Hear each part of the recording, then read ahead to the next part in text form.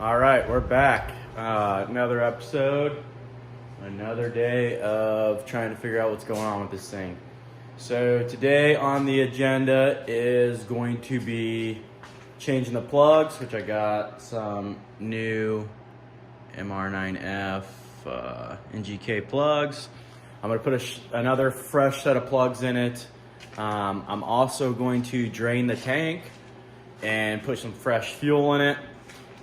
Where we left off last time was I thought that maybe that sensor in the boost tube, the charge tube, was my issue because I swapped it prior to going and never tested it. I have since borrowed one from a buddy off his machine, which here is mine, right? You can see part number there. It does have a different bottom number, but the actual part number up top is the same. There's his right there in the machine. It's upside down, but you guys get it. So that bottom number is different, but they're both Bosch sensors with that same part number on the top, I guess you'd say. So, yeah, I mean, that's where I'm gonna start today. Quick rundown, we've done plugs, we've done a fuel pump, we've done a coil, we've done plug wires, we've changed out that boost tube, we swapped sensors on the boost tube itself. I did go purchase a Mighty Vac, so I put pressure to the wastegate actuator on top of the gate. It does crack, I don't know, 10 pounds and was fully open by, call it 15 pounds, 17 pounds, somewhere in there. So I know the gate's opening. So I'm going to try those two things, and then I guess if that doesn't fix it, maybe we have a wiring issue, maybe we have a tune issue. Something weird definitely going on at that point if those two things don't fix it. The reason I'm going to pump the fuel is maybe I just got bad gas. There was a lot of fuel jugs floating around that place. I did end up taking a fuel jug that was borrowed from a buddy that hadn't been used in years, and there might have been a residue of something that was in the can prior to me using it. It's hard telling, but also there were diesel cans floating around. Maybe a diesel can got put in the sink. I doubt it, but it's possible. So we'll dump the fuel out and put some fresh stuff in and start there. What I'm going to try using to drain the tank is one of these siphon deals from Harbor Freight, I guess, or Menards, wherever you can get it from. It just has a button on the top here, a little pump in it. You can see in there maybe if it'll focus. I'm going to stick this down in the tank and pump it right into a fuel jug and see if that will work. I was able to get that thing down in the tank. There's a little bend right in there, so you kind of got to snake it in there, but we are flowing. I mean, as of right now, it looks mostly like gas, but I don't know. Another thing is, dude, the sand was whipping so hard there that maybe a bunch of sand got in this fuel system somehow. Doubt it again. Maybe it got in the jug, the sand did. I don't know. The injectors would have been more clogged, I feel like. As you see in that last video, there was one that was a little down on its flow, but I mean, it wasn't clogged, and that wouldn't explain how I had a cylinder full of fuel. Clearly there was some kind of spark issue. If it is mixed with diesel and it wasn't lighting, that would make sense. I don't know. We'll pump this out. It's probably going to take me a few minutes, especially to try to get all the stuff off the bottom, but we'll let it keep pumping and we'll update you as soon as the tank's empty. Quick update. We got the pump out again. The tank is mostly pumped. You can see, if you can tell in there, it looks a little dirty in there, nothing crazy. Fuel's a little weird colored, but again, might be an illusion from the white tank. I mean, there's some sediment at the bottom, nothing crazy though, but we'll get it pumped the rest of the way out and we'll get some fresh fuel thrown in there. We got most sediment out of there, or sand, whatever it was, nastiness. I just stuck my arm down there with a rag and cleaned most of it up. But she's bone dry, so we can, sorry for blinding you, we can eliminate that being an issue, the fuel, because I'm gonna go get some fresh stuff. I'll get this pump thrown back in. If you guys don't know how to do that, it's pretty easy. This pump drops down in there, and I'm just looking at the sock to make sure it's good. It just doesn't look too clogged. There's spilled fuel everywhere. But you snake it in, like so. I don't know if I can do this one-handed. Make sure you get your fuel levels float in there. Snake it down in like that. There's a ring that goes between the tank and the hat. Snake the hat down in there. The white is your return. The black is your feed. If you have a, I think it's California model, like an emissions model or whatever, you won't have a return. But that goes on there like that. You take this ring, which mine's all beat up from hammering on it so much. Take the ring, turn it clockwise, tighten it down, plug your hoses in with the little green snap deals, plug your pump in, and you're done. We'll get that handled and we'll get some. Another two things to consider that I've thought about over the last couple days is reading a lot of forums. Everyone said, you know, valve lash, which again, the car has 1,600 miles.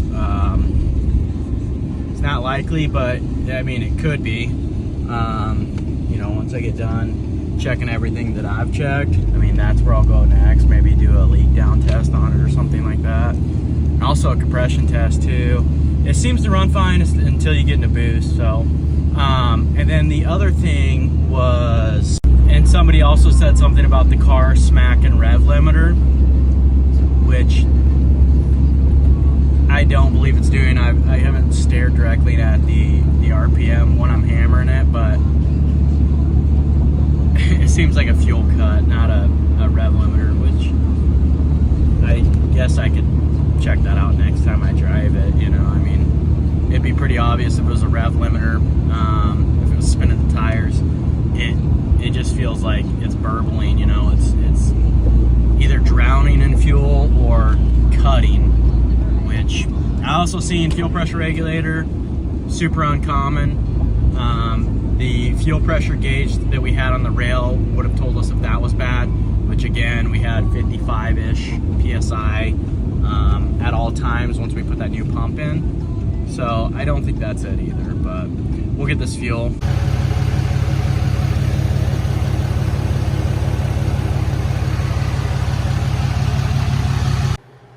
Okay, we got 5 gallons of fresh 91 in there.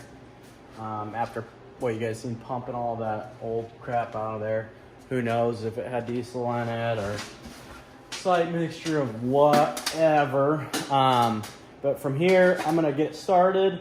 I'm gonna let it clean out the lines just with whatever was still left in there. Obviously, you can't pump that out by pumping the tank. Get it kind of circulated, let it flow a little bit. I'm gonna do that on the old I say, but the spark plugs that are in it right now. And then once I've let it warm up, I'm gonna swap those new plugs in that I got.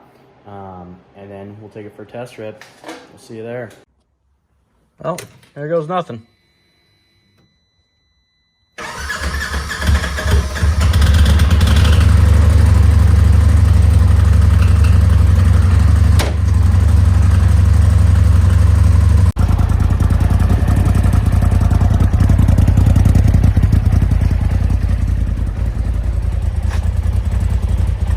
Warming up for who it's for. Let's take it for a spin.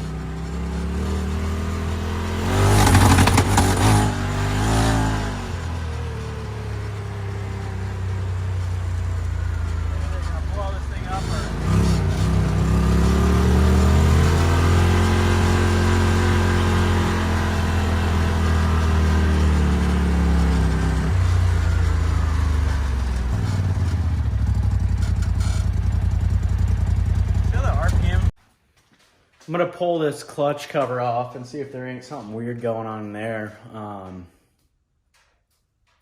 don't know.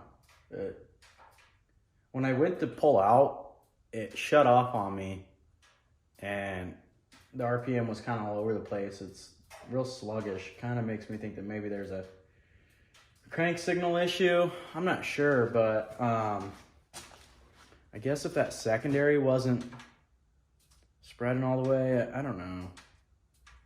I just don't know at this point.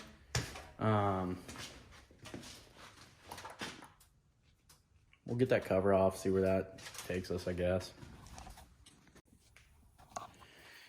Okay, here's an issue I'm having, and I don't know if it's related to my misfire, quote unquote, but is this secondary, those washers are getting caught in that, where that snap ring would be.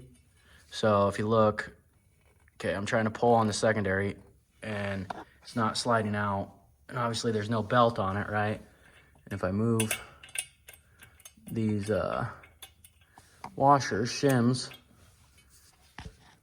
see that? Slid all the way out. So I move these back.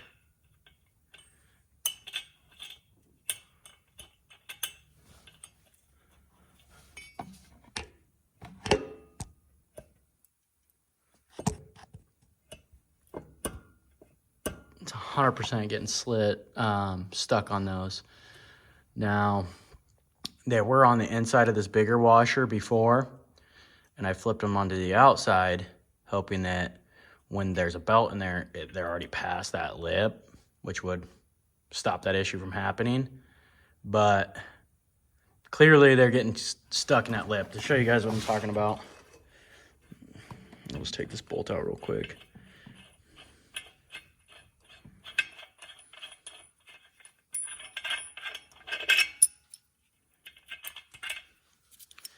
See, there's this little tiny lip right there, and that's what they're getting caught in. Not letting the clutch slide all the way out, the secondary. So do a little brainstorming. I might just, like I said, I had this reversed the way it was before when I took the cover off, and now I have them like this. It might be past that point of that getting stuck on that ring once the belt's on it, because it'll be spread apart so far, you know. But get a little game plan going, figure it out. So after doing some troubleshooting, I don't think they're getting caught anymore. However, the belt alignment's just a titch off, so I need another shim. This one that I have here, yeah, it's not going to focus, but the secondary is spinning in park even with this shim in it, so I think I need one more. So I'm going to run and go grab something similar and see if that doesn't work. All right, so here's the current predicament. It had 3 shims on it, and the secondary was just barely spinning in park. So I thought that I needed one more. I don't have any, so I went to Ace. These are 7/8 washers, 7/8 inch inner diameter. Now, they're pretty thick, but they're equivalent to 3 shims. So I'm going to put that washer on with 1 shim and see if that doesn't align the belt right and get that secondary to stop spinning in park. So we're going to do that now. It's looking good. Might give it a few revs, see if it does anything.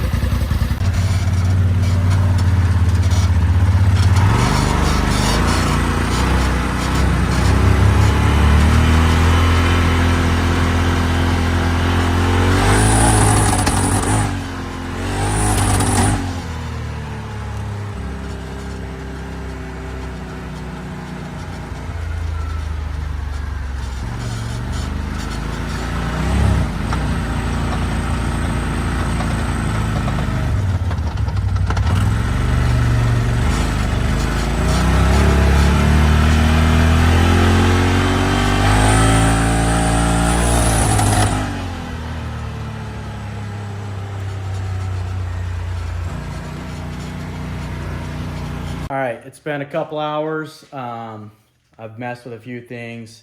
I got the car pretty ripped apart right now. I was checking to make sure there was no shaft play. I pulled the wastegate arm off to make sure that the flap inside the turbo was actually opening. I ended up taking the boost controller out, which is where things kind of stopped because broke the nipple off of it. So the saga continues, and I'm really hoping to get this buttoned up because I'm trying to go riding. We had a plan to go somewhere next weekend, but who knows? At this point, I got a new sensor coming. It'll be here Monday at the latest. Shout out to RPM. But now I just went and got this thing. So now we have this thing looks like a pile of shit. Now we have a parts car to swap stuff off of. So that's the car I stole the sensor off, the map sensor off of, and tried that. Now, I mean, free game. We can really figure out what's going on with mine based off of the fact of troubleshooting trial and error with this thing. It's a buddy's car. He said he definitely wanted it posted on YouTube, and he said he wanted everyone to see how nice it is, which it's in pristine condition. He takes very good care of it. I mean, yeah, it's still got Kentucky mud on it. Anyhow, that's where we're leaving off. Thanks for watching, I guess. We're currently sitting about 70-some subs, so thanks. Keep liking stuff and keep subscribing to it. I'm enjoying doing it, so I'll keep going as long as it keeps growing and showing progress, and we'll go from there. Like I said, if I can get this thing fixed, look forward to seeing a riding video. So.